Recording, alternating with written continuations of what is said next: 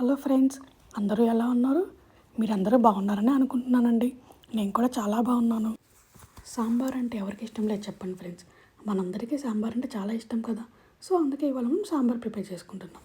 ముందుగా 1.5 కప్పు కందిపప్పు తీసుకొని మంచిగా కడుక్కొని వాష్ చేసుకొని తర్వాత ఒక హాఫ్ అన్ అవర్ పాటు నానబెట్టుకోవాలి. మనం ఏమేమి వెజిటేబుల్స్ తీసుకున్నామంటే క్యారెట్, బంగాళదుంప, వంకాయ, ఆనియన్స్, టమాటో, దోసకాయ అండి.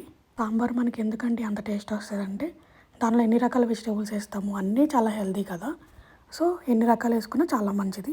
ముందుగా ఒక ప్యాన్ పెట్టుకొని ఒక 4 to 5 టేబుల్ స్పూన్ ఆయిల్ వేసుకొని అందులో పచ్చెనగపప్పు, మినప్పప్పు, జీలకర్ర, ఆవాలు వేసుకొని లైట్గా దోరగా కలర్ మారిన తర్వాత వేయించుకోవాలి. ఈ సాంబార్లో మనం 2 సార్లు తాలింపు వేస్తున్నాం కాబట్టి వెల్లుల్లి ఫస్ట్ కొంచెమే వేసుకున్నాను. తర్వాత ఒక 2-3 పచ్చిమిర్చి చీలికలు వేసుకొని కొంచెం కలర్ మారే వరకు ఫ్రై చేసుకోండి. వెజిటేబుల్స్ ఎన్ని ఎక్కువ వేసుకుంటే అంత బాగుంటుంది టేస్ట్ కూడా. సో ఫస్ట్ కొంచెం క్యారెట్ కొంచెం పొడిగ్గా కోసుకొని ఒకసారి లైట్గా ఒక 2 minutes వరకు ఫ్రై చేయండి. నెక్స్ట్ సొరకాయ ముక్కలు కొంచెం పెద్దగా కోసుకున్నవి వేసుకొని ఒక 2 minutes వరకు ఫ్రై చేయండి. సాంబార్లో ముక్కలు అనేవి కొంచెం పెద్దగా ఉంటేనే తినడానికి మనకు బాగుంటుంది. అందరికీ తెలిసిన విషయమే కదా ఫ్రెండ్స్. ఇది తొందరగా ఉడకాలి, ఫ్రై అవ్వాలి అంటే కొంచెం సాల్ట్ వేసుకొని ముక్కలన్నీ ఫ్రై చేయండి. క్యారెట్ ముక్కలు, సొరకాయ ముక్కలు కొంచెం ఫ్రై అయిన తర్వాత పొడిగ్గా కోసుకున్న వంకాయలు వేసుకొని ఆ తర్వాత ఉల్లిపాయలని మనకి ఎలా కావాలనుకుంటే అలా కోసుకొని వేసుకోవచ్చు సైజు. మేము కొంచెం పొడిగ్గా వేసుకొని అలా వేసుకున్నాము. మీకు చిన్న ఉల్లిపాయలు దొరికినాయి అనుకుంటే అవి కూడా వేసుకోవచ్చు. చిన్న ఉల్లిపాయలు వేసుకోవడం వల్ల ఇంకా టేస్ట్ బాగుంటుంది.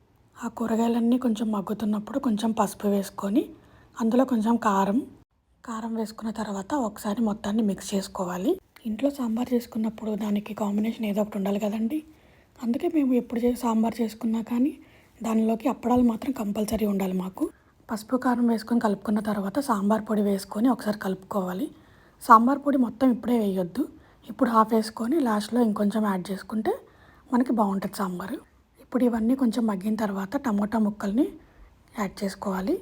ఈ వెజిటేబుల్స్ అన్నీ మీకు ఏమైనా డ్రైగా అనిపిస్తే కొంచెం ఆయిల్ వేసుకోండి. ఈ స్టేజ్లో ఉన్నప్పుడు వెజిటేబుల్స్ అన్నీ ఉడకడానికి మూత పెట్టేసుకొని ఒక 50% వరకు వెజిటేబుల్స్ కుక్ అయ్యే వరకు ఉంచుకోవాలండి. ఒక 10 to 15 minutes లోపు వెజిటేబుల్స్ కుక్ అయిపోతే నెక్స్ట్ ప్రాసెస్ చూద్దాం. ఫస్ట్ మనం కందిపప్పు నానబెట్టుకున్నాం కదా, ఆ టైంలోనే ఒక నిమ్మకాయ సైజ్ అంతా చింతపండుని కొంచెం వేడి నీళ్ళు పోసుకొని నానబెట్టుకోవాలి. కందిపప్పుని 3 విజిల్స్ పెట్టేసి మేము ఉడకపెట్టేసాము. ఆ వీడియో బయట తీయడం కుదరలేదండి.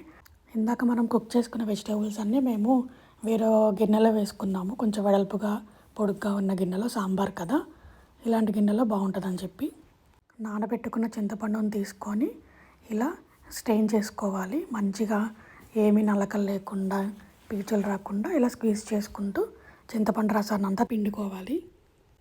ఒకసారి చింతపండు రసాన్ని అంతా పిండుకున్న తర్వాత గ్రేవీ మొత్తాన్ని కలుపుకోవాలి. ఒకసారి చింతపండు రసాన్ని వేసుకుని ఒకసారి కలుపుకున్న తర్వాత అందులోకి కొంచెం తగినంత సాల్ట్ వేసుకొని 1 or 2 టేబుల్ స్పూన్స్ బెల్లం పౌడర్ కానీ బెల్లాన్ని నలగొట్టి కానీ వేసుకోండి.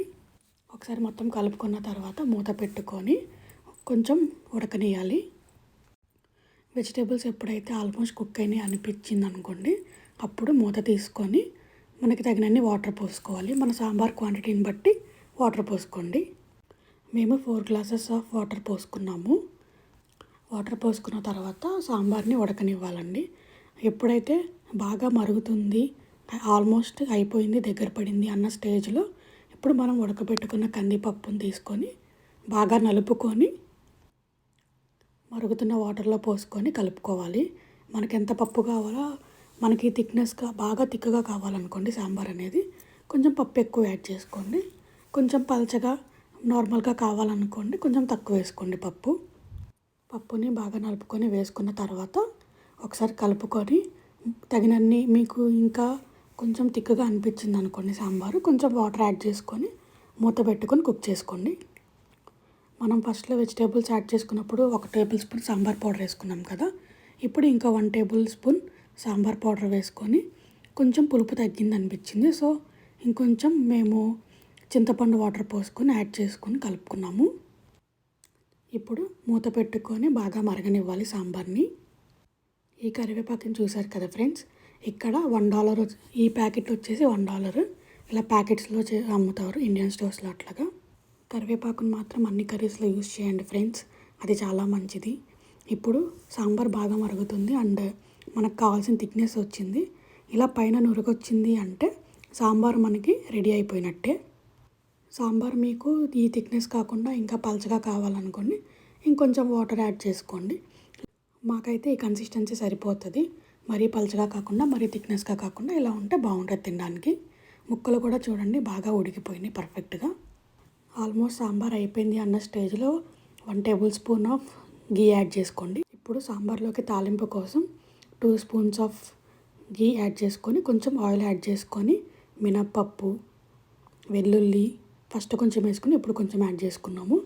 జీలకర్ర వేసుకొని ఆవాలు కొంచెం చిటపట్లాడిన తర్వాత ఎండుమిర్చి వేసుకొని, పచ్చిమిర్చి ఫస్ట్లో వేసుకున్నప్పుడు కొంచెం వేసుకున్నాం కదా, ఇప్పుడు మిగతా కొన్ని వేసుకొని ఒక 2 వరకు చీలికలు కలుపుకున్న తర్వాత మెయిన్ ఇంగ్రీడియంట్ అండి. సాంబార్కి ఇంగు లేకపోతే ఎలాగా, ఇంగు కొంచెం వేసుకొని బాగా ఫ్రై చేయండి తాలింపుని. ఇప్పుడు తాలింపు మొత్తం ఫ్రై అయిపోయిన తర్వాత కరివేపాకు వేసుకొని ఫ్రై చేయండి. తాలింపు లేకుండా మనకి ఏ కూరలో ఉండవు కదా, తాలింపు వేసుకుంటేనే కూర అనేది మనకి టేస్టీగా ఉంటుంది ఏదైనా కానీ. ఇప్పుడు వేడివేడిగా మరుగుతున్న సాంబార్లోకి మనం ప్రిపేర్ చేసుకున్న తాలింపుని వేసేసుకొని ఒకసారి కలుపుకోండి.